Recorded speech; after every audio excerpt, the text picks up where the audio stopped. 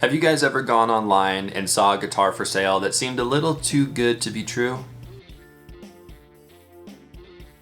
And so have I, and I ended up buying that guitar.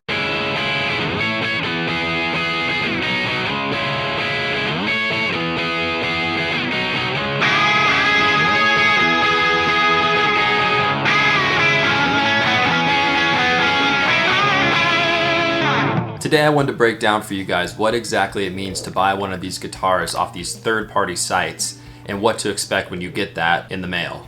Sometimes they don't come. And for today's example, I'm going to be showing off my Ampeg Dan Armstrong guitar. So it's been about 3 years since I bought this rip-off Dan Armstrong guitar. And so far it's treated me well, but this isn't always the case. I'm sure we've all heard the horror stories about ordering a guitar online and not having it show up as you expected it to, or not having it show up at all in a lot of cases. In my case, I bought the Dan Armstrong Ampeg guitar, which a lot of times runs over $3,000, which I don't know about you guys, but I don't exactly just have that sitting around. And I'm 100% aware of the moral standpoints in terms of why you wouldn't buy a counterfeit guitar. I think in this case, it was kind of a test to see what this kind of cheapo sort of replica rip-off guitar could be, as well as something that I probably could have never afforded otherwise.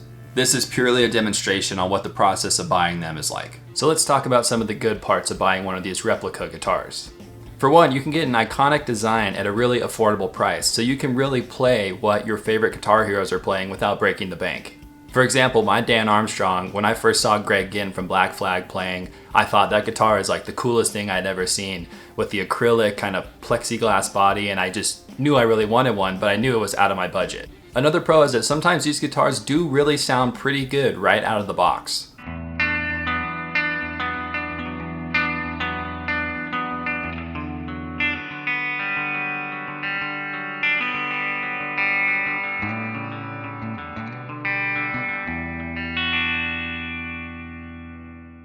I've definitely made little tweaks and changes to my Dan Armstrong. I put in a new pickup as well.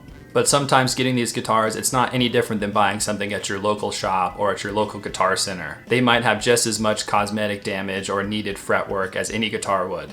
Another thing I really like about these replica guitars is that you can customize them and you still wouldn't be paying as much as you paid if you got the real deal.